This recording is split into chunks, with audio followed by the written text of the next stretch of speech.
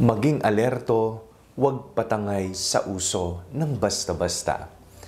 Ako po si Father Fiel Pareha at ito po ang ating segment, ang Daily Devotion, na kung saan tayo po ay magdarasal, magbabasa at magninilay kasama ng salita ng Diyos sa buong taon.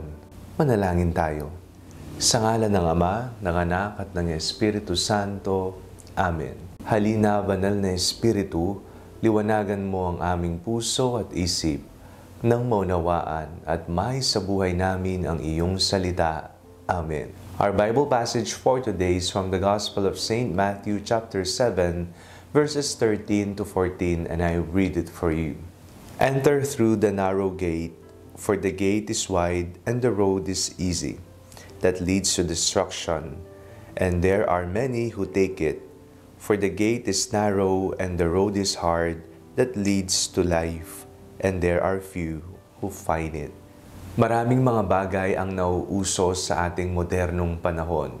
At ang mga bagay na ito, karamihan po sa kanila ay nagbibigay ng kumbinyente sa atin. Nagiging mas madali ang mga bagay. Iba't ibang uri ng appliances, mga gadgets, mga pamamaraan, mga applications na nariyan.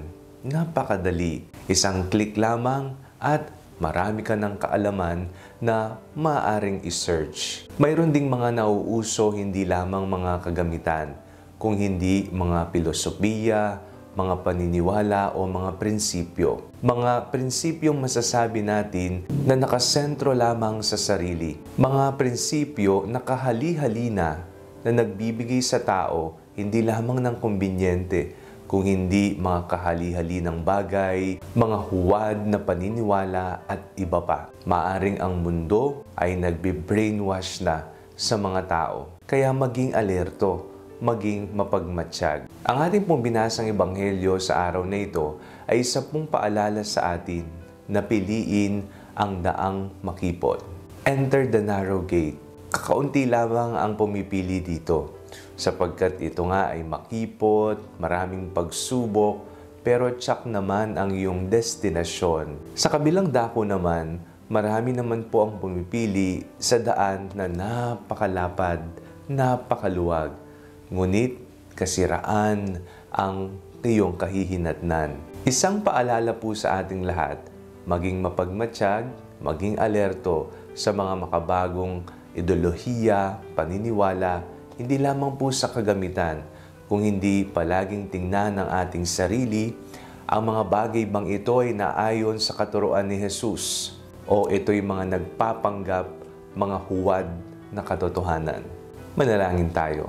Panginoong Jesucristo, turuan niyo po ang aming puso na kumilati sa kung ano ang tama, kung ano ang mabuti, kung ano ang nais mong ipagawa sa amin. Nawa, hindi lamang kami basta-bastang sumabay sa agos na inahandog ng makabagong panahon, pagkus maging mapanuri sa lahat ng bagay.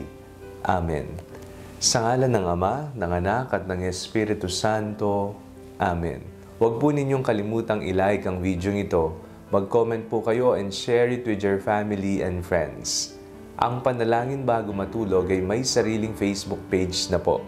Huwag niyo pong kakalimutang mag-like at mag-follow dito, and do not forget to subscribe to our YouTube channel. I-click niyo lamang po ang link na nasa description ng video ito, o kaya naman po just search Father Fiel Pareha. God bless you po.